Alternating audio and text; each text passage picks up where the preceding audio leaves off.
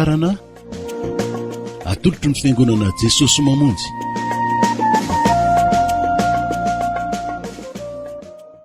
Ho amintsika nge ny fahasoavan'i Jesosy Kristy tompo ry havana, izay mino izay fa niasa be dehibe tao anatsika nandritra izay fotoana niboana ka nandrenesana ny tenin'Andriamanitra izay dia hanao zava-dehibe eo amin'ny fiainantsika ny Andriamanitra. Mbola andre tenin'Andriamanitra antsika amin'izao fotoana izao, ary dia ho voky izany any antsika mba ho voky ny zava-tsoa, na dia tsy ao amin'ny tranon'Andriamanitra aza fa any amin'ny toerana izay misy anao any ianao, ho voky ny zava-tsoa ao amin'ny toerana izay misy anao any ianao, dia ny tenin'Andriamanitra izay tsy mety levina, mahery ny tenin'Andriamanitra. Hivavaka isika rehetra amin'izao fotoana izao. Saotra anao indray izay Andriamanitra rainay, mankasitraka, mankatelina anao izay, ry Jesosy zanak'Andriamanitra. Ankehitriny izay dia tonga eto anatrenao indray, iaino ny feonao, iaino ny teninao amin'ny alalan'ny mpanomponao. Ianao dia aniraka ireny mpanomponao ireny amin'ny alalan'ny fanahinao masina, hiteny ianao ary toy ny afony izany tenin'Andriamanitra izany, afo mamelona, afo mandoro izay tsy nambolen'ny tanan'Andriamanitra, afondray anafana ny fonay eo amin'ny fanarananao hatrany hatrany, na izao ary ny zavatra miseho hainao atao izany amin'ny anaranao Jesosy. Misaotra Tompo, mitenena fa vonona ianao hatrany izay amin'ny anaran'i Jesosy. Halleluja, amen. Andre ny tenin'Andriamanitra tsika Tompo. Faly miarabanao hatrany izay manaraka ity fandarana ity. Ny Tompo Andriamanitra tsy tohany, izay tompony hery rehetra, anambenao amin'ny zavatra rehetra. Meny hery eny ianao, anatrenao ny zava-misy rehetra. Baiboly miteny sambatra ny olona manan-kery avy amin'Andriamanitra.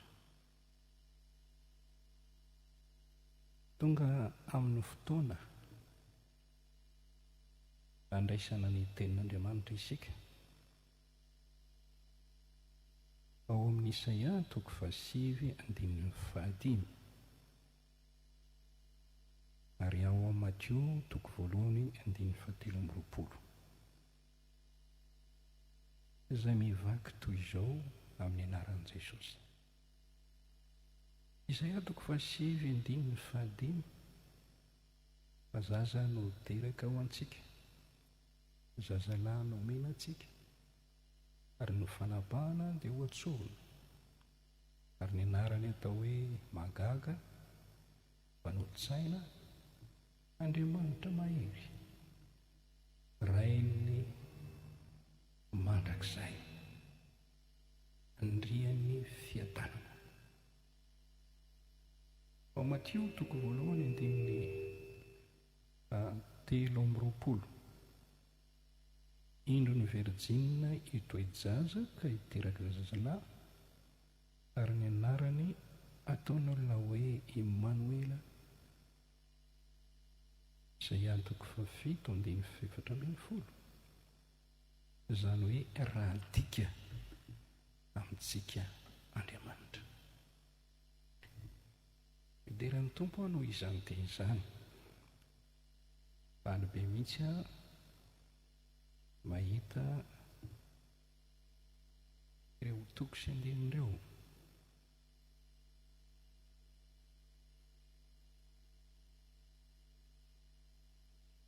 Ny teny hoe ny anarany ataon'olona hoe Emmanuela, raha dika amintsika Andriamanitra,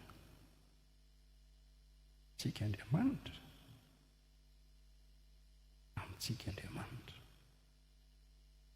Amen.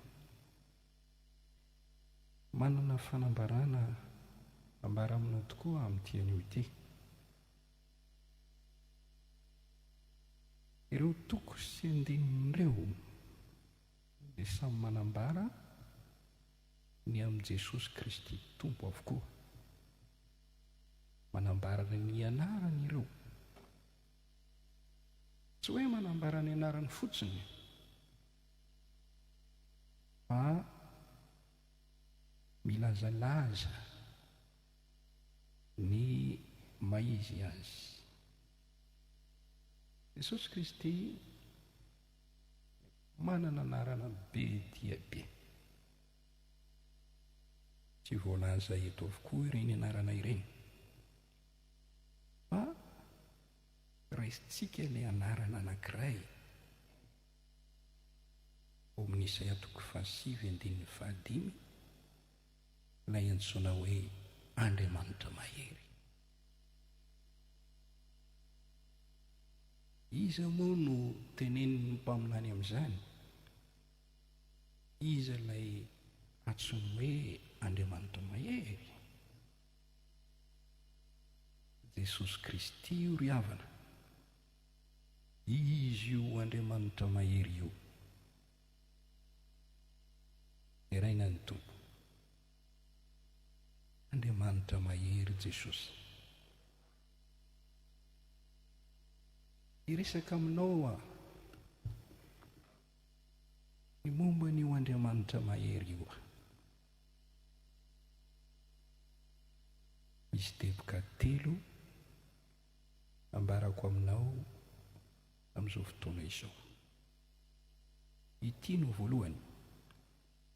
Ilay Andriamanitra mahery voambara ao amin'ny bokin'ny Isaia 7:5. Iza moa? Apetrako hatrany izay fanontaniana izay. Valiny voalohany, Jesosy Kristy zanak'Andriamanitra io. Ao amin'ny Lioka toko voalohany 1:1-3 ka hatramin'ny 7:30, mitohy hatrany amin'ny 7:5-30. Misy filazana hoe Jesosy Kristy ilay lehibe. Izany voasoratra ao amin'ny Lioka toko voalohany 1:30-30. Ary indro eto hijaza ao an-kibonao ianao ka hiteraka zazalahy, ary ny anarany ataonao hoe Jesosy. Ho lehibe izy ka atao hoe zanaky ny avondrindra. 1:5-30. Ary le anjely namaly ka nanao taminy hoe, nefa namasina ho tonga ao aminao, ary ny heriny avondrindra naloko anao. Koa masina izay ateraka ao dia atao hoe zanak'Andriamanitra. Ilay Andriamanitra mahery nambaran'i Isaia dia tsy iza fa Jesosy Kristy zanak'Andriamanitra. Betsaka ny teny manambara fa zanak'Andriamanitra Jesosy. Io no nisany anankiray anjely no miteny eto. Ao Matio 7:17, Matio 7:17, Andriamanitra ray mihitsy no niteny tamin'ny fotoana nanao fanabatisan'i Jesosy, no niteny tamin'ilay fotoana nitokanan'i Jesosy tany an-tendrombohitra voantare. Ity ny zanako malalako izay sitrako. Ao Matio 7:17, izy no henao. Andriamanitra mahery Jesosy. Diso izay miteny hoe tsy Andriamanitra izy. Angamba olona tsy mamaky tsara ny Baiboly izany, olona tsy mandalina ny soratra masina izany. Fa raha mbola mino ny Baiboly koa, ny Baiboly ampiasain'ny kristianina eran-tany, dia mino fa Andriamanitra Jesosy. Ny maha-Andriamanitra ny Jesosy dia tsy edi-kevitra. Aseho amin'ny zavatra maro izany, amin'ny tenina lokon'ny vavany, amin'ny toetoetrany, amin'ny fiandrianany, amin'ny voninahiny, ny amin'ny asa izay nataony, ary io ny anarany. Eto ary dia hitantsika ny anaran'i Jesosy mampiseho ny maha-Andriamanitra azy. Nantsoina hoe Andriamanitra mahery. ny apôstôly dia niteny fa zanak'Andriamanitra izy. Matio 20:17-17. Ilay kapiteny izay nanatrika ny nafatesany dia miteny hoe zanak'Andriamanitra tokoa io lehilahy io. Matio 7:20-15. Ny devoly rehetra koa fonanao asa fanompoana taty ambony tany Jesosy dia nanaiky ny teny Jesosy no zanak'Andriamanitra sy ny masin'Andriamanitra. Hitanao zany ao amin'ny Marka 1:17, Marka 5:17 ary 12. Lay Andriamanitra mahery izao Jesosy Kristy Tompo, zanak'Andriamanitra. Tokony ho fantatsika izany, tokony ho ekentsika izany, tokony inoantsika izany. Amen. Faharoa, lay Andriamanitra mahery nambarany Isaia ao amin'ny Isaia 7:5 no antsoina hoe Emanuela.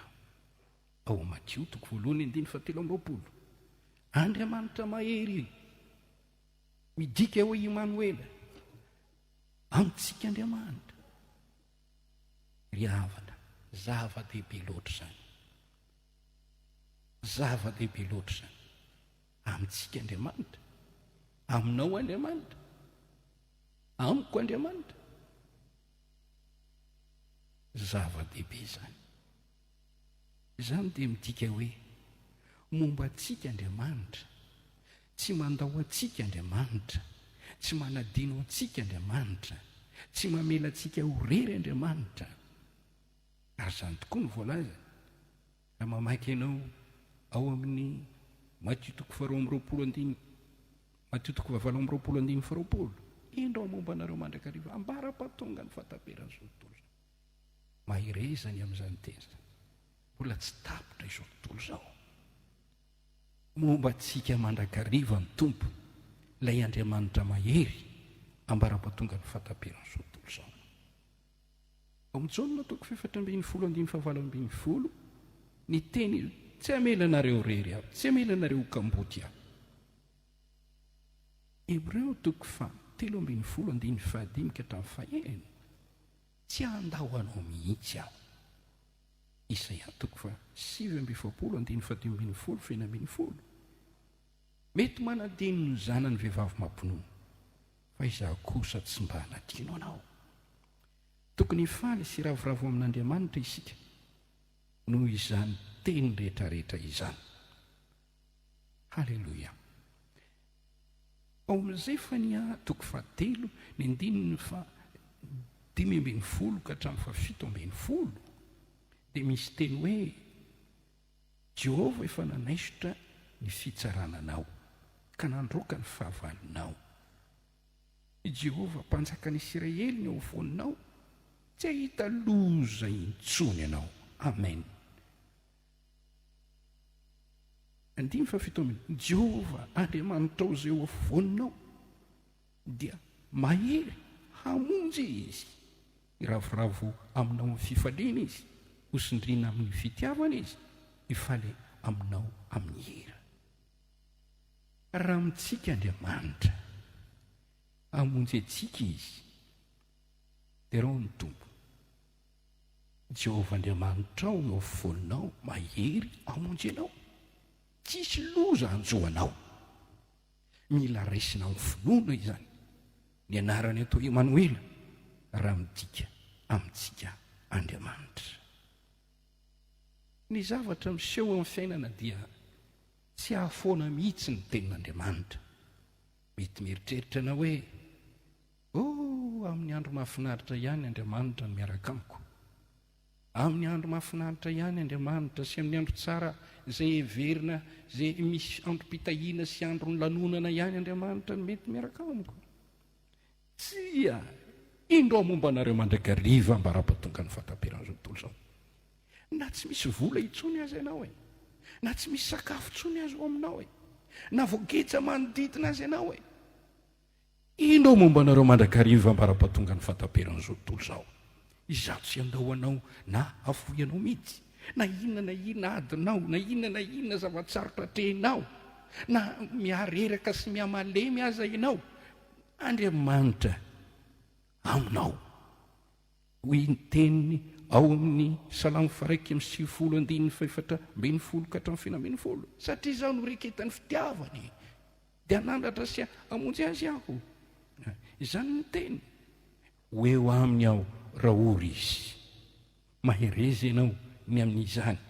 Io Andriamanitra mahery io dia afaka hamonjy anao.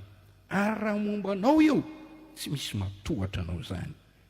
Ao amin'ny Jaona 1:4-7 ny teny Jaona, rakizy madinika, ianareo dia avy amin'Andriamanitra, efa naresy ireny satria lehibe izy ao aminareo noho izy eo amin'izao tontolo izao. Raha mitsika Andriamanitra, mivoaka ho mpandresy foana isika, ny ady tsy maintsy misy, fa izao ianao mandresy amin'ny anaran'i Jesosy, amin'ny alalan'ilay Andriamanitra mahery. Andriamanitra mahery io, lehibe lavitra io, tsy misy maresy an'io, tompony hery rehetra io. Tsika Andriamanitra. Dia rao Andriamanitra. Ilay Andriamanitra mahery dia tonga nofo kanonina tamintsika tamin'ny fotoan'andro. Ny Jaona filazantsara 1:1 ka hatramin'ny 9 dia milaza fa tany am-piandohana ny teny dia tao amin'Andriamanitra ary ny teny dia Andriamanitra. Io teny io dia tonga nofo kanonina tamintsika. Fanambarana 2:7-7 Jesosy Kristy dia nomena anarana hoe tenin'Andriamanitra. Izany tenin'Andriamanitra izany, velona sy mahery izany, miasa izany, miasa amin'ny fombiazana. Hebreo 4:2-4. Ny tenin'Andriamanitra nariana ny zavatra rehetra, ary mbola ny tenin'Andriamanitra koa ny miazona ity zao tontolo zao ity. Hebreo 2:1-7. Hebreo 1:2-7. Tenin'Andriamanitra tsy mety levina. Lioka 1:2-7. Tenin'Andriamanitra mahasoa, andefa ny teniny izy mba hasitrana ary hanafaka antsika amin'ny longo. Ino ny tenin'Andriamanitra? Andriamanitra sy ny teniny dia iray ihany. Rehefa mandray ny tenin'Andriamanitra ianao dia midika izany hoe mandray an'Andriamanitra ianao. Raha miaina araka ny tenin'Andriamanitra ianao dia miaina miaraka amin'Andriamanitra ianao izany. Andriamanitra mahery Jesosy, izy no antsoina hoe tenin'Andriamanitra. Ny teniko dia izao ihany. Ka raha nolazaina hoe tenin'Andriamanitra Jesosy dia Andriamanitra izany. Aza mikorotatsaina ianao hoe eritreritra Andriamanitra tokoa ve? Diso mihitsy ny kristianina e. Takaro ny hevitry ny tenin'Andriamanitra. Ary ny favoazan'ny olona sasany izay tsy mino an Jesosy Andriamanitra dia manakina an'ity baiboly ity ary dia mitsipaka tanteraka an'ity mihitsy hoe tsy izy io, tsy izy io, tsy izy io, tsy izy io. Mivavaka ho anao zahay, mba hiova fosy hiova hevitra ianao ary hamaky an'ity boky ity, fa raha tsy tenin'Andriamanitra ity tsy nanova ny fiainan'ny olona maro ka nahatonga azy ireny olo-masina sy olona tsara fanahy sy tian'Andriamanitra. Ilay Andriamanitra mahery izay ambaran'i Isaia dia ilay Andriamanitra tsy toa. Andriamanitra tsy toa, mahery izany, tompony hery izany, manan-kery izany, tsy resy anady izany, tsy reraka izany, tsy sasatra izany, tsy misy maleo an'izany. Andriamanitra tsy toa no nisehoan'Andriamanitra tamin'ny Abrahama sy Isaka ary Jakoba, araka ny voasoratra ao amin'ny Genesis 17:1. Izaho no Andriamanitra tsy toa izy tamin'ny Abrahama. Kandeha tsy misy tsiny eo anatrehako ianao. Ary raha niseho tamin'ny Mosesy Andriamanitra dia niteny hoe ny anarako ambarako aminao zao dia Jehovah, fa ny ahafantaran'ny Abrahama sy Isaka dia Andriamanitra tsy toa. Exodus 4:7-4.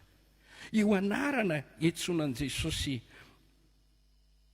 hoe Andriamanitra mahery io, na midika hoe Andriamanitra tsy toa, dia noresahana ao amin'ny boky ny fanambarana. Raha mamaky ianao hoe fanambarana 2:1-5, Apokalipsy 4:1-5, 2:1-7-7,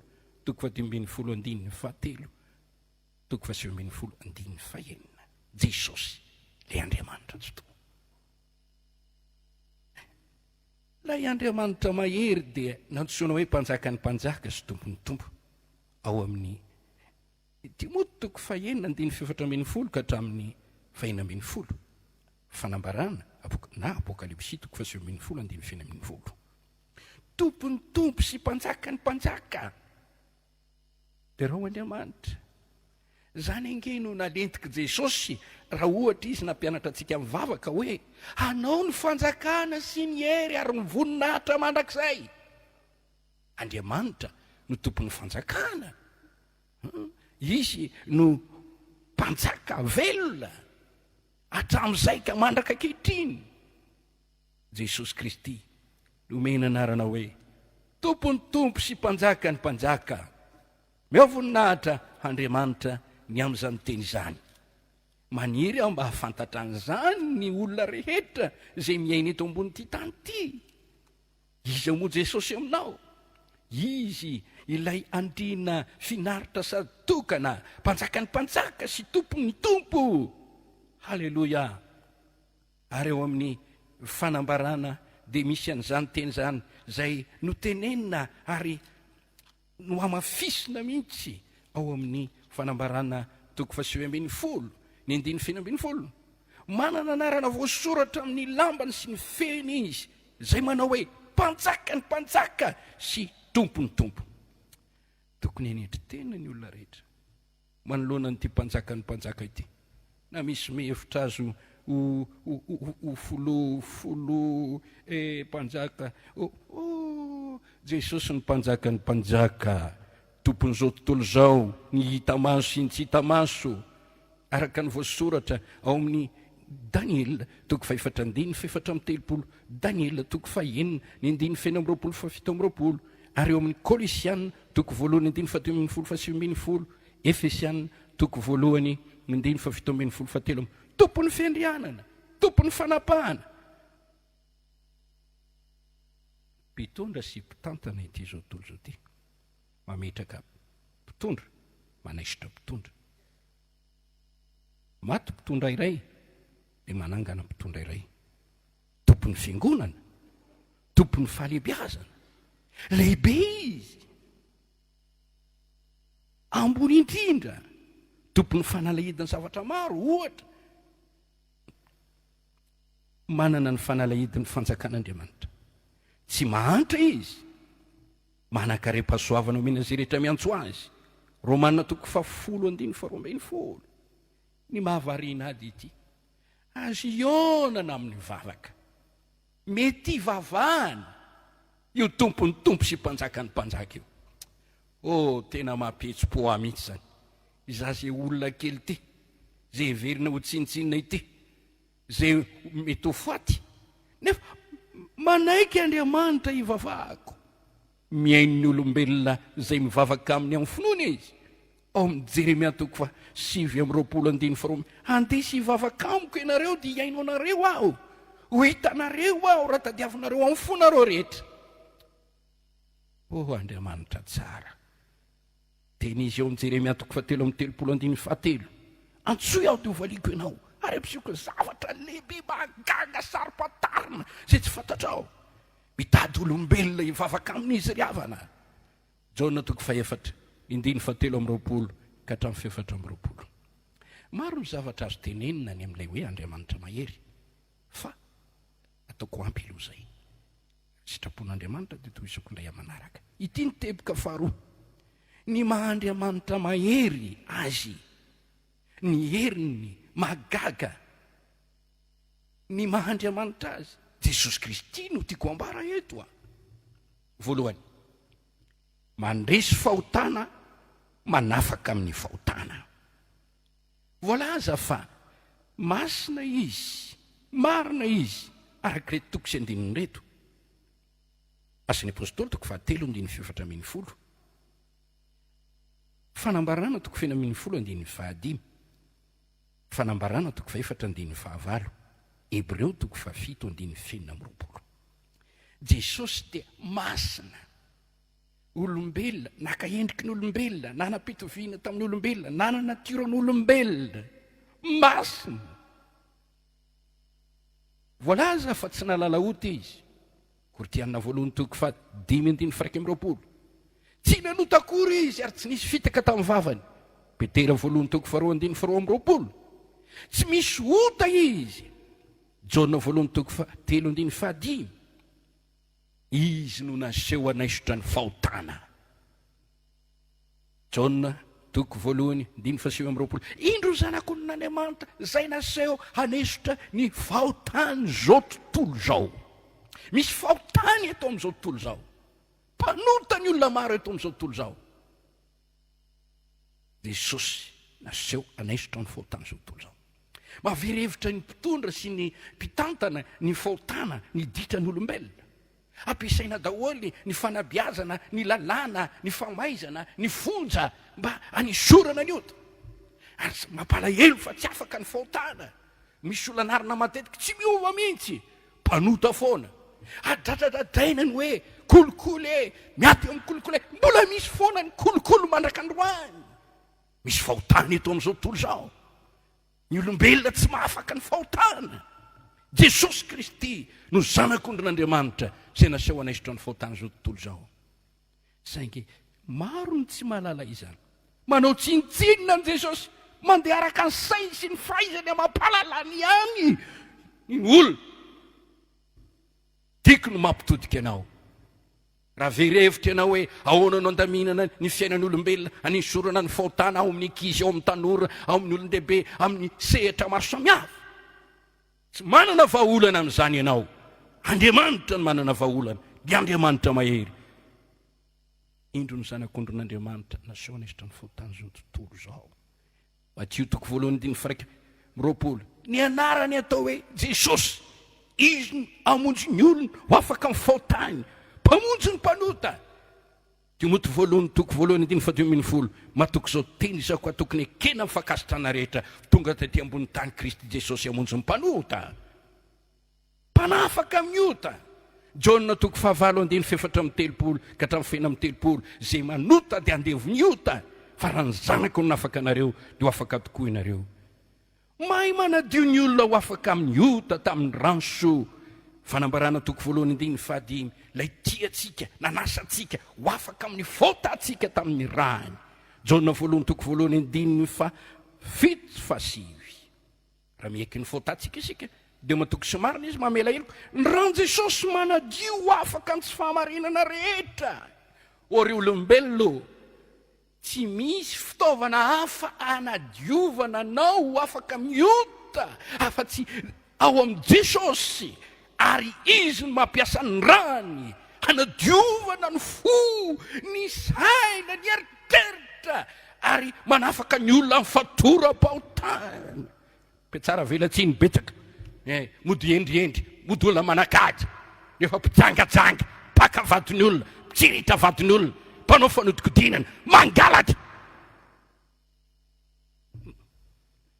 Satria natioran'ny olombelona mpanota. Fa lay Andriamanitra mahery atao hoe Jesosy Kristy, izy ny mpanafaka amin'ny fahotana. Manala amin'ny fitondran-tena dala izy zay azo tamin'ny netin-drazana no ny ransoa. Petera voalohany toko voalohany 7:20. Ny ady tamin'ny fahotana izy ka naresy izany. Hebreo toko 12:2. Nandresika an'izao tontolo zao izy. Jona toko 9:17. Izy lay loharano teneniny mpaminany ao amin'ny Zakaria toko 7:1. Misy loharano voasokatra anadiovana ny taranaky Davida amin'ny falotona sy ny faratsiana maro. Hebreo toko 10:7. Loharano famonjena mandrakizay ho an'izay makatò azy. Andriamanitra mahery Jesosy. Tsy azonao ampitovizina na amin'ny olona malaza izy na olona malaza izy. Na misy olona manana ny tantarany aza dia tonga ataony olona ho Andriamanitra mihitsy. Satria soloatra no nataon'izany olona izany isaky ny foko, isaky ny firenena. Fa tsy mba takireny Jesosy. Na dia nanantareny olona aza, na nampitoviana tamin'ny olombelona aza. Tsy azo ampitovizina amin'ireny izy, reny olona malaza ireny. Reny tsy mahafaka amin'ny fahotana, reny tsy nandresin'ny fahotana. Jesosy nandresin'ny fahotana. Jesosy manafaka amin'ny fahotana. Tsy tahaka ny mpaminany izy. raha mampita an Jesosy Kristy amin'ny Abrahama ianao, i Abrahama maty mbola ao am-pasana ny fasana. Tsy afaka mampita azy amin'ny mpaminany hafa ianao hoe tahaka ny anankiray amin'ny mpaminany. Zay dia minao an Jesosy fa izy dia mpaminany ihany no andraisana azy, izay ihany no andraisana azy. Izy ary ny mpaminany mahafaka amin'ny fotana. Iza ny mpaminany nanome ny raha ny anadio ny olombelona ao afaka amin'ny fotana. Tsisy. Io mpaminany inonao io move nanome ny rany anafaka anao fotany io. Inao zay tsy minao ny Kristy io. Oka tsy diso hevitra ianao. Tsy taka an'ireny mpaminany reny izy. Enina dia masina ny mpaminany dia tsy misy izy reny no amasinina tranikibonireny takany Jeremia no finoana ny fanamasina tranikibonireny ny takany Jona mpanao batisa. Fa ny sasany Mosesy zany nge ka namono olona no vao natsoin'Andriamanitra. Namono olona no, namono olona tao Egypta vao natsoin'Andriamanitra. Mpanota teo aloha vao misasana migiovina no amasinina. Fa tsy mba takizany Jesosy Kristy. Izy lay nandresy ny fahotana deran'Andriamanitra isika. Andriamanitra mahery izy. Mandresy fahotana, manafaka amin'ny fahotana. Hoy aho hoe raha teo afaka miota ianao, aza mandeha lalana hafa, aza mandray Andriamanitra hafa. Hitanao dinio daholo ny fiainan'ny olona izay ivavahana. Raha mba afaka, mbola voafatry ny fampiarafesana, mijangajanga, ary kehitriny mbola misy ndray hoe lehilahy nambady lehilahy. Ota ataon'ny olona taka ny ponina atao Sodoma sy Gomora. Ary misy olona manao azy manakajy nefa ho fatry zany fahotana izany. Teo afaka miota va ianao, ary tokony hafana miota ianao. Jesosy le Andriamanitra mahery, manana hery anafana anao amin'ny fahotana. Romanina toko 7:7-8 ary eo amin'ny Romanina toko 8:1 zay tsy hainy lalàna satria nofona le hain'Andriamanitra zay naniraka ny zanany no manafaka amin'ny fahotana. Manadio ho afaka miota ny raha soan Jesosy araka toko sy andiny reto. Jona 1:7-7 fanambarana toko 1:7 ary Hebreo toko 7:7 fanambarana toko 7:7 raha Jesosy manadio. Tsy afaka amin'ny ota mihitsy ianao na ny kely ainanao soa ary ianao. Ny famarinany olombelona taka ny lamba misotra, ny asa sy fikelezany ianao dia fidiovana tsy mahomby. Fa Jesosy rery ihany no lala tokana. Izy no lalana sy famarinana ary fiainana. Tsy misy makany amin'ny ray afa-tsy amin'ny lalana. Tsy misy famonjena any amin'ny hafa. Tsy misy anarana hafa nomenan'ny olona azoana famonjena afa-tsy ny anaran'i Jesosy. Mivavaha tahaka ampanao salamo ao amin'ny salamo fa raika amin'ny 10 dia misy tonom-bavaka nataon'ity mpanao salamo ity zay tokony ataonao ohatra ary alainao tahaka rehefa mivavaka ianao. Izo no voalaza salamo 1:10 mamindra fo amiko Andriamanitra araka ny indra fonao, araka ny be ny fiantranao, vonoy ny fadisoko, sasao madio aho mba ho afa-keloka, diovy aho mba ho fampahotana. Fa tsaroko ny fadisoko ary eo anaty tehako mandrakariva ny fahotako. Taminao dia taminao ihany nanotako ary nanao zay ratsy teo amasonao aho mba ho marina ianao raha miteny ary tsy anatsina ianao raha mitsara. Indro tamin'ny eloka no niterana ary tamin'ny fahotana ny torotorona ny reniko. Indro famarinana ampono sitraka aho ary fahendrena ao amin'ny afina anao ampahafantarana aho. Diovy amin'ny sopa aho dia dio. Toy ny miteny hoe diovy amin'ny ranonao a Jesosy aho. Sasao aho mba ho fotsy toy ny oram-panala. Ndiny fasy afen'ny tavanao ny fotako vonoy ny eloko rehetra amro ny fomadio ao Andriamanitra avao izy orona marina ny fanako atao anaty. Raha mivavaka ianao miteny hoe vonjeo a Jesosy io, sasao amin'ny ranao a, afao amin'ny fotako, izy fagagana fa hiala ny fitiavana nota. Andriamanitra anomenao fiainam-baovao. Andriamanitra mahery mandresy ny aretina, manasitrana aretina. Ao amin'ny Exodosy toko 10:20 Andriamanitra ny teny hoe zao ny Jehovah zay mahasitrana anao. Exodosy toko 17:10 manompoan'i Jehovah Andriamanitra ao dia tany haninao sy ny ranonao izy ary isorona aminao ny aretina. Deuteronomia toko 7:12 isoroko aminareo ny aretina. Ary ao amin'ny salamo 1:7 dia milaza izy hoe tsisy aretina azo anao ary ampanalavirina ny aretina milaza izy fa hiaro amin'ny aretina. Salamo fahatelo amby zato andiny voalohany sy fahatelo dia miteny izy hoe Jehova mamela ny heloka rehetra, manasitra ny aretinao rehetra. Tsara loatra izany Andriamanitra izany, mpanasitrana izy, dokotera ny dokotera izy. Halleloja. Ny dokotera tsy eritreritra hoe za tena manam-pahaizana be fa dia tsy ankina amin'Andriamanitra. Gaga mihitsy olona mianatra momba ny taovan'ny olombelona no tsy ino an'Andriamanitra. Fa tsara io talenta omen'Andriamanitra mba nasoavana ny olona izay mpiarabelona aminao, ary asa atao fitadiavam-bola io, fanararotana ho tsarain'Andriamanitra ianao, zavatra nomen'Andriamanitra anao anasoavana io. Baiboly miteny nandefa ny teny izy mba hasitrana. Salamo fafito amby zato andiny faharoapolo, ao amin'ny Matio toko faefatra andiny fahatelo amby roapolo ka hatramin'ny faefatra amby roapolo, Matio toko fahavalo andiny feno ambin'ny folo fafito ambin'ny folo, Lioka toko faefatra ny andiny faefapolo, Lioka toko fahadimy andiny fafito ambin'ny folo, santionany ihany reto. Ary ao amin'ny Matio toko fahavalo andiny fafito ambin'ny folo milaza hoe naka ny retintsika tokoa izy, naka ny rovintsika izy. Ary eo amin'ny Isaia toko fahatelo amby dimampolo ny andininy faefatra fahadimy, Petera voalohany toko faharoa andiny faefatra amby roapolo, nokapohana ho fanasitranana izy. Ireo filazantsara ireo dia milaza fa nentina tany amin'i Jesosy ny karazana aretina maro samihafa. Tsy fantatra hoe aretin'iny io, aretina avy amin'iny io, fa izao ny tenin'Andriamanitra. Ary ny eleriny siriny laza ny ao amin'ny Matio toko faefatra, ary dia nentina tany aminy ny marary rehetra zay azo ny aretina maro samihafa sy ny fangiry firina dia ny olona nidirany devoly, ary zay marary ny androbe, ary marary ny palisiso mivotrotro ka nasitrana ireny izy. Ao amin'ny Matio toko fahavalo dia milaza no ny hariva ny andro dia nentina ny olona tany aminy, olona maro azo ny devoly, ary ny teniny anina manofana ratsy, ary zay marary rehetra dia nositraniny avokoa mba tanteraka nampilazaina ny Isaia-paminany hoe naka ny rovintsika sy nitondra ny retintsika izy. Tahak'izany koa ny voalaza ao Matio. Andriamanitra mahery mpanasitrana, nanome fahefana ny mpino, nanome hery ho an'ny mpino ny mpanaraka azy mba hafany miady amin'ny aretina. Matio toko fahafolo andiny voalohany, Marka toko fahatelo andiny faefatra ambin'ny folo fadimy ambin'ny folo, Lioka toko fahasivy andiny voalohany, Marka toko fahaenina andiny fahafito, nanome hery sy fahefana ny roana devoly zany Jesosy zany. Matio toko fahafolo dia hitanao tsara izy miteny amdiny sitrano marary amin'ny fomba ahoana no ilay fahasoavana nomen'Andriamanitra.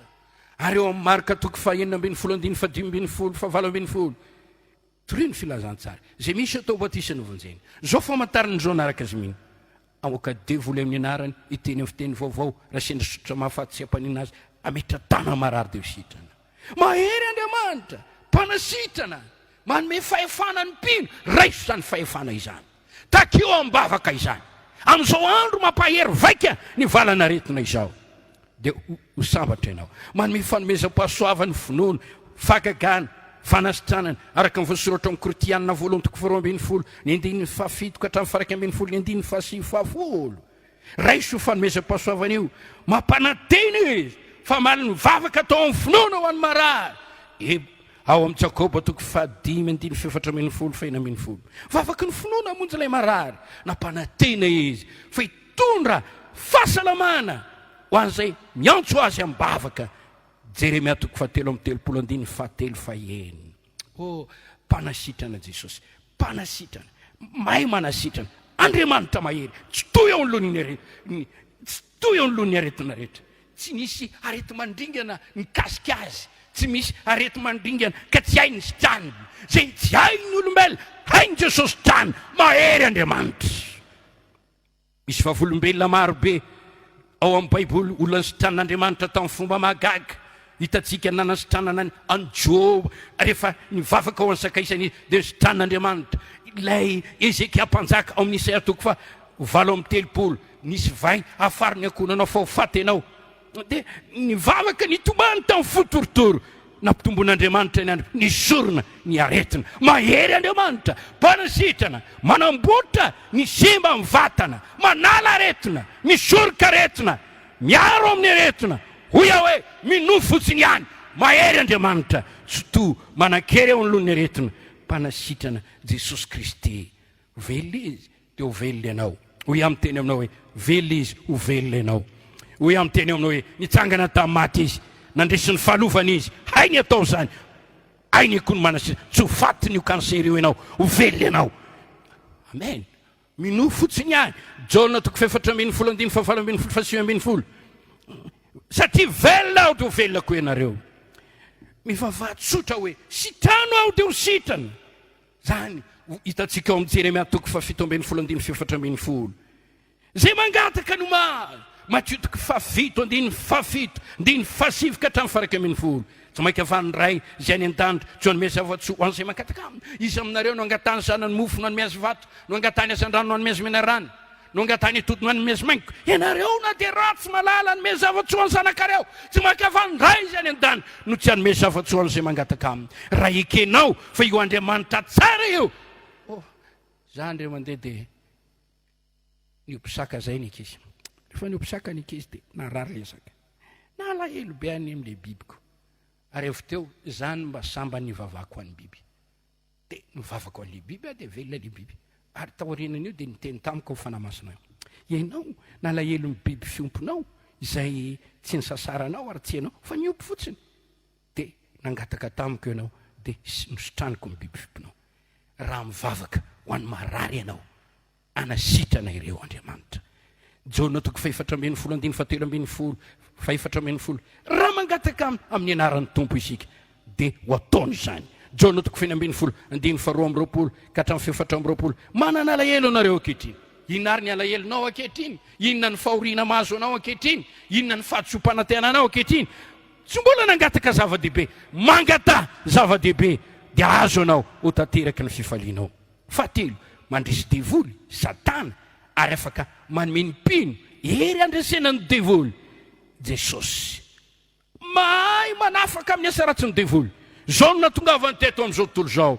Jaona 1:7-5. Zao no iseho ny zanak'Andriamanitra dia andravany asan'ny devoly. Tonga nofo izy mba handingana amin'ny fahafatesana. Le manana hery ny fahafatesana dia ny devoly. Hebreo 2:4-7-12. Nanana fahatezerana tamin'ny devoly Satana mihitsy izy mampiandry tsara izy. Tsy tiany mihitsy izy moa ny mpiandrondry ka ho faly hoe ny ondro ny vinavray ny ambodi. Mihoatra no lavitra noho izany fitiavan'i Jesosy. Tena tsy sitrany mampahorona mampalahelo ny zanak'olombelona.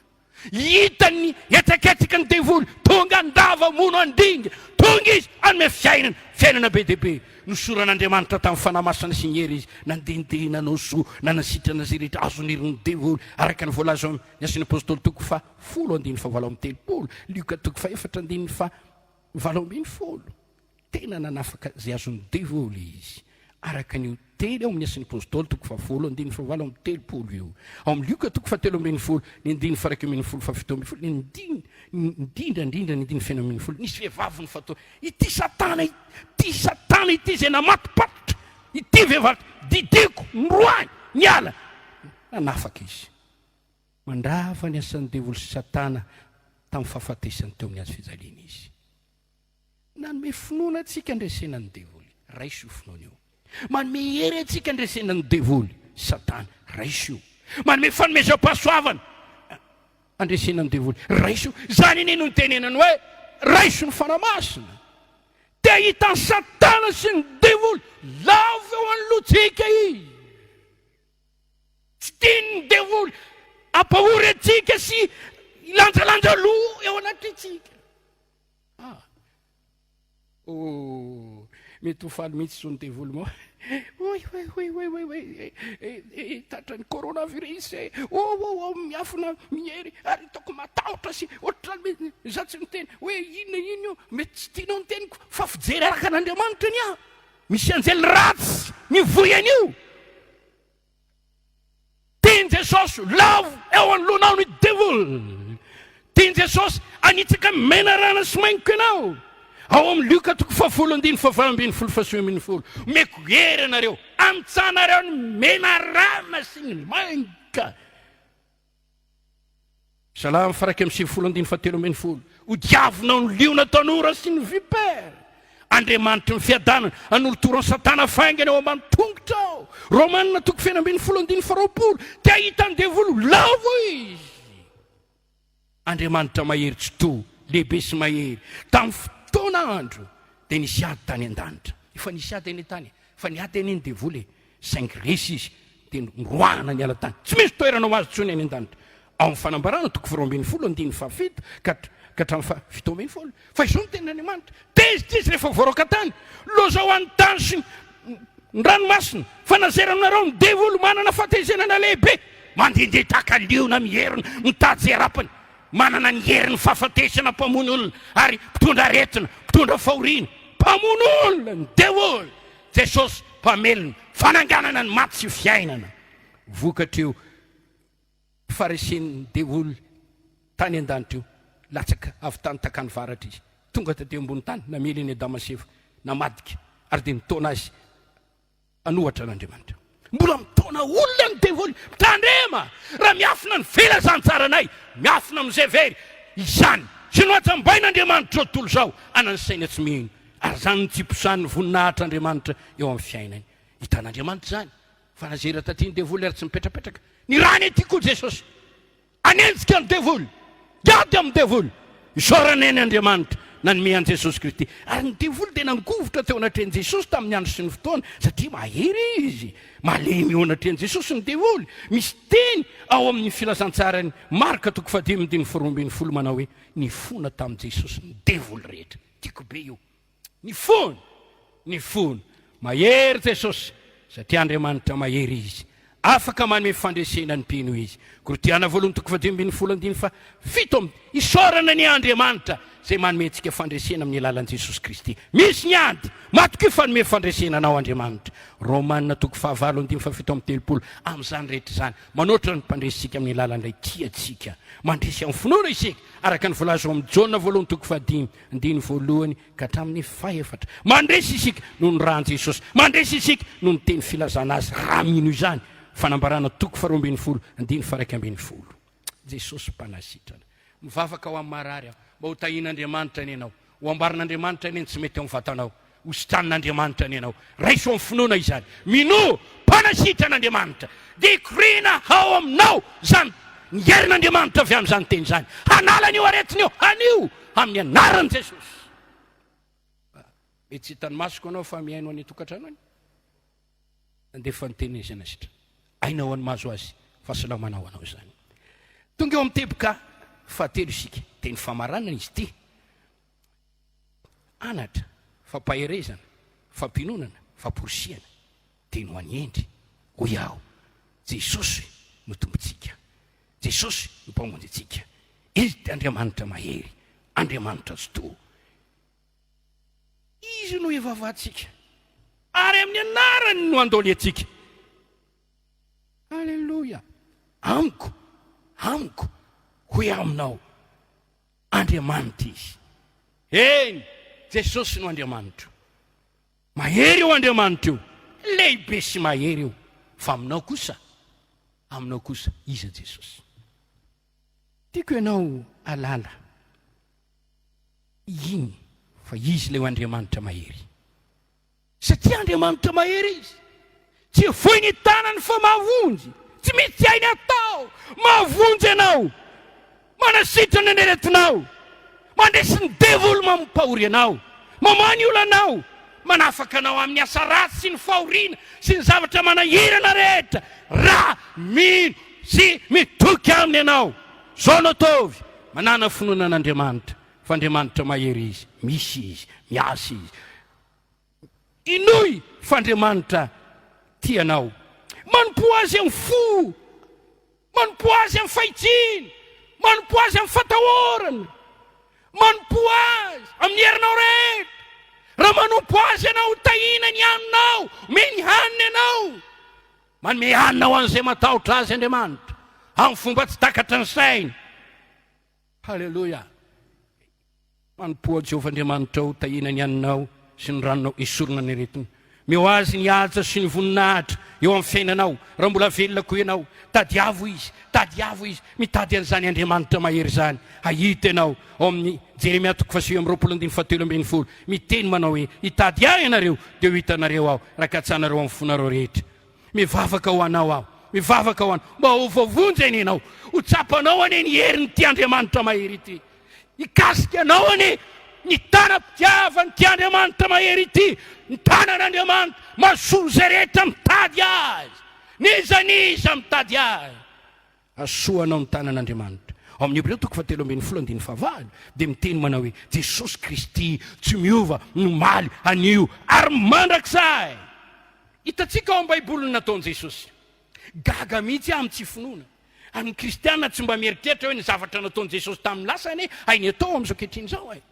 zay nataony Kristy tao amin'ny testamenta vaovao hainy atao ankehitriny zao tenenako aminao zao Jesosy tsy miova omaly anio ary mandrakizay zay nataony tamin'ny hafa hainy atao aminao koa ny finoanao no andrasany ny fatokinao azy no andrasany ity misy lalam-pamonjena atoroko anao amin'ny asan'ny apôstôly 2:10 ka hatramin'ny 7 dia nitantarana ny anankiray lehibe ny fonja anankiray mpiambina fonja ary tao amponja ny mpanompon'Andriamanitra Paoly sy Silasy dia nivavaka izy roa lahy dia nisy herin'Andriamanitra namany ny varavarany fonja nanala ny fatorana teny amin'izy ireo taitra ilay lehibe ny fonja mpiambina ny fonja ka nahita ny varavarany fonja ny sokatra dia saika moa ny tena fa ny teny ny mpanompon'Andriamanitra aza mamono tena fa mbola aty an'izay aza mifo resy lahatra io ka ny teny tompoko inona ny tsy maintsy ataoko mba hovonjena aho asan'ny apôstôly 2:17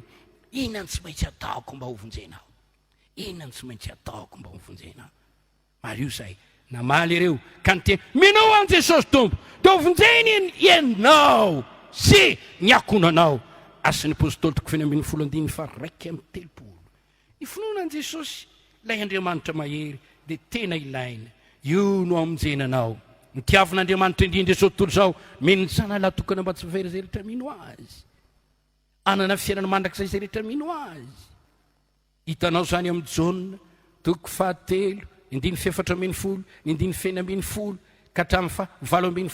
2:7 ka hatramin'ny 9:30 zava-dehibe ny finoana an' Jesosy zany fahazavany zao tontolo izao zay mino ahy dia tsy toetra maizina Jaona 2:20 tsy toetra maizina ianao hoe raha mino an' Jesosy raha mino azy ianao anao ny asa tahaka ny nataony Jaona 4:20 raha mino azy ianao isy omenanao ny fanahy masina Jaona 7:30 omena ny fanahy masina ny mino ary io fanahy masina io mitondra fahasoavana be dehibe fitahiana be dehibe manome ny hery sy fahefana Efesiana 2:17 nasiana tomboka sy amin'ny fanahy masina ny mino Galatiana 2:7 mba roisitsika amin'ny finoana ny teny fikasana amin'ny fanahy masina dia rehefa ao ilay fanahy masina dia io no atonga anao afaka mimetra tanana marary dia ho sitrana tanana manokana ny tanana afaka androaka devoly araka ny voalazo amin'ny marika 2:12 Jesosy voahosotry ny fanahy masina ary vokatra izany dia afaka nanasitrana marary asan'ny apôstôly 2:13 omena zay mino ny famelan-keloka ny mino ahitany voninahitra Andriamanitra Jaona 2:19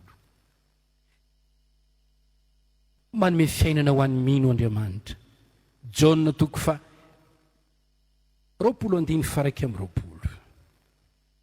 finoana no ivelomana ivelomako ankehitriny amin'ny nofo velomako amin'ny finoana ny zanak'Andriamanitra Galatiana 2:20 Romanina 2:17 marina amin'ny finoana dia velona n'oloko marina velona amin'ny finoana fotoana izao hitananao ny finoana anampy anao ho velona finoana no andiananao zay tsy manam-pinoana dia tahaka ny olona vaky sambo rendrika eny an-dalana amakivakiana ny ranomasim-be nyity fiainana ity miorena tsara ny finoana riavana voatana lehibe indrindra ny tsy finoana an' Jesosy Jaona 2:20 fanahy masina mampaiky voatana satria tsy mino an' Jesosy fatezeran'Andriamanitra no anjarany tsy mino.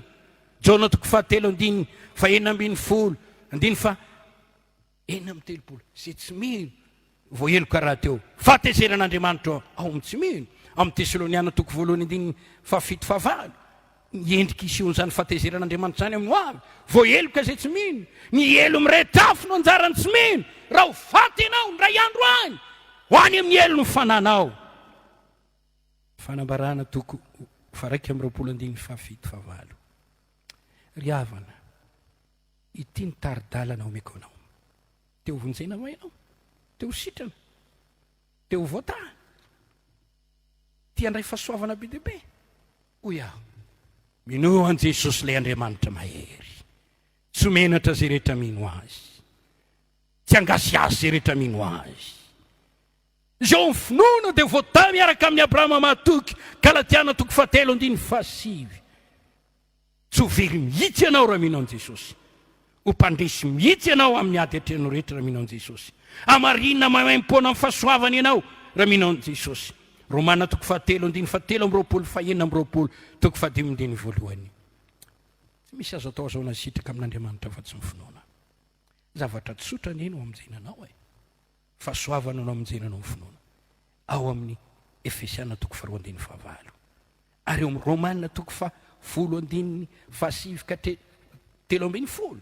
Zay miteny manao hoe raha manaiky ovakiko aminao io. Ovakiko aminao andiny io. Ho fantatrao tsara le lalam-pamonjena. Zao le izy andiny fa 7 Romana toko 10. Raha manaiky satria raha manaiky an Jesosy tompo amin'ny vavanao ianao ary minao fonao f'Andriamanitra nanganasy tamin'ny maty dia ho vonjeny ianao. Zavatra tsotra ne zany. Zavatra manaiky an Jesosy tompo amin'ny vava ary minao fo f'Andriamanitra nanganasy tamin'ny maty dia ho vonjeny ianao. Fa amin'ny fo ny noana azona famarinana amin'ny vavanao ny ekena azona famonjena. Ao ny soratra masina, tsy menatra zay rehetra mino azy, fa tsy misy hafa na jiosy na grika, fa raha ihany ny tompon'izy rehetra sady manankarena omeny zay rehetra miantso azy izy, fa zay rehetra miantso ny anaran'ny tompo no vonjena. Ao amin'ny Koritiana 1 toko 10, Paoly miteny ny amin'ny filazantsara 1. Ary ampahafantariko anareo ankoatra zany raha lahy ny filazantsara nitiako taminareo, zay noraisinareo sady iorenanareo, zay amonjena anareo koa raha tananareo tsara araka nitoriako taminareo raha tsy niny foninareo. Fa natolotro anareo isan'ny zavatra voalohany indrindra ilay noraisiko dia izao Kristy maty no fahotantsika araka ny soratra masina nalevina ary nitsangana indray tamin'ny andro fahatelo araka ny soratra masina. Romanina toko 4:15 natsangana ho fanamarinana antsika izy. Raiso amin'ny tiany io ty ny finoanan Jesosy. Ifavato izao. Ry Jesosy Kristy zanak'Andriamanitra veloma, mamindra fo amiko. Mino aho fa ianao no Andriamanitra mahery. Tsy misy Andriamanitra takanao. Ary amin'ny tiany io ty aho dia andray anao Andriamanitra. Hiala amin'ny fanompon'Andriamanitra aho. Hodorako daholo ny ody, ny asa famisaviana, ny fanaovana mazy asa amin'ny devoly, nafakana pouvoir avy any amin'ny devoly. Afaka mamonjy ny fananao Jesosy. Tenena hoe Jesosy io Andriamanitra mahery, afaka mamonjy ny fanahako anao. Vonjeo aho afaka mifotana. Afaka miteny anao Jesosy io Andriamanitra mahery mpanasitrana. Sitranao amin'ny tian'io ty dia ho sitrana. Arovy amin'izao aretina izao aho. Ataovy misy firovana fefy manodidina mihitsy mba tsy ho azo ny aretina ity coronavirus ty. Afaka mamonjy anao amin'ny asa ratsy ny devoly rehetra Jesosy. Ataovy resy eo amin'ny lokony devoly mivavato izany. Manaova fanekempinoana Jesosy io ianao n'Andriamanitra, Andriamanitra lehibe sy mahery, ianao ny tompoko, ianao ny mpamonjy amin'ny anaranao ny vavahako. Raiso ilay vavaka nampianaran'ny tompo hoe rainay izay ny an-danitra ho masinina ny anaranao, atao any sitraponao, ary le teny hoe anao ny fanjakana sy ny hery. Zay no andrasan'Andriamanitra. Hitanao ny zava-mahagaga ataon'ny tompo aminao. Marina zany tena mino ianao i zavatra lehibe ataon'Andriamanitra. Orinan'ny ty toriteny ty mivavà, mandoli, antsoy Jesosy, miantsoatso. Jesosy tsy miova Andriamanitra mahery. Vonjeo aho, vonjeo ny fireneko, vonjeo ny ankonako, manaova asa lehibe. dia amalivavaka Andriamanitra amin'ny fomba tsy takatra ny sainao ho tahian'Andriamanitra ny rehetra. Raha eo misaotra anao ny amin'izany teny izany, nasiako teto ny anaranao, nambarako teto venao no Andriamanitra mahery, mandrisy fahotana manafaka amin'ny fahotana, mandrisy aretina manala aretina, mandrisy devoly manala amin'ny fahazon'ny devoly. Lizarizana indray ny teninao, vonjeo avao ary miohery ny mpino, anana toky sy antoka fa Kristy no mpamonjy velona ho an'izy rehetra, tsy miova azo antoka. Engene mba hijery ianao zay tompony finoany tsirairay avy ary zay inony aminao evao amin'ny anaran'i Jesosy naovako izany vavaka izany. Amen. Deran'Andriamanitra lehibe tsika ry havana raha afaka nandre zany vaovao mahafaly, tena mahafaly zany Andriamanitra mahery, lay Jesosy zay toriana sy ambara aminao. Dia raintsika Andriamanitra ny amin'izany. Ny Jaona moa dia niteny zay renay, zay efa hitanay, zay efa nandramanay no lazainay. Zany nambara taminao zany, efa nandramana nandritra ny taona maro ary tena mitombona azo ianteherana. Sorovavolombelona fohy aminao fa nampahorian'ny devoly zay fahiny, ary dia nitady famonjena tamin'ny karazany zavatra maro zay lazay ny olona, tsy mahay zavatra iny, tsy misy mahay manafaka. Nalehanay avokoa teto amin'ity renivohitry Madagasikara ty, Antananarivo ty, raha mbola misy ko milaza manao hoe ario ny misy zavatra nazo, ario ny nalehanay avokoa. Na dadarabe io, na mpanao karatra io, na iza io na iza lazainao mahay. Rehefa tonga teny amin'ireny rova reny zay dia nitetena ny tenanay tamin'ny lama hatrany Tampindoha ka hatrany Paladi, dia reny tetika zay mpanao zany dia malalo nitetika zany tetika zany tetehana amin'ny lamina, diana lamina ny lohanao hatrany amin'ny tonontanany tongotra hoe feroa, dia asiana tantely azy vovopaty any anatin'ireny. Nandeha tamin'izany zay, tena nijaly nitady famonjena, tsy nahita farany dia tenen'ny olona ndray mary misy manao méditation mivavaka ihany zany, manao yoga dia tonga tany zao tenako zao raha mbola 2 taona.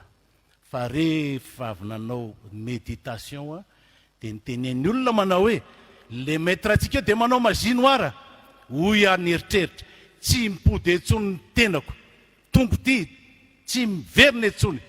Niala teo Antsalalana amin'ny pompier eo, nandeha teny amin'iny devant manoloana ny lapan'ny tanana iny, nisy nitory-teny nanambara ny amin'ny Jesosy mahery, nanomboka teo niova ny fiainana, narina dolo ny sampy, narina ny devoly sy ny asany rehetra, niova ny fiainana.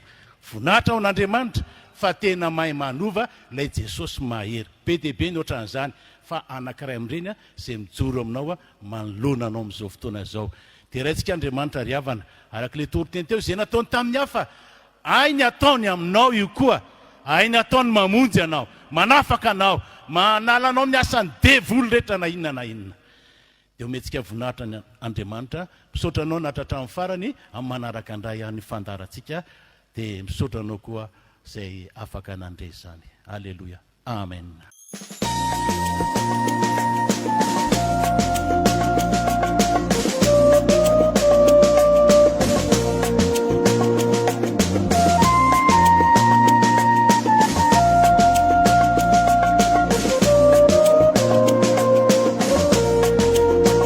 Fandaharana atolotry ny fiangonana Jesosy mamonjy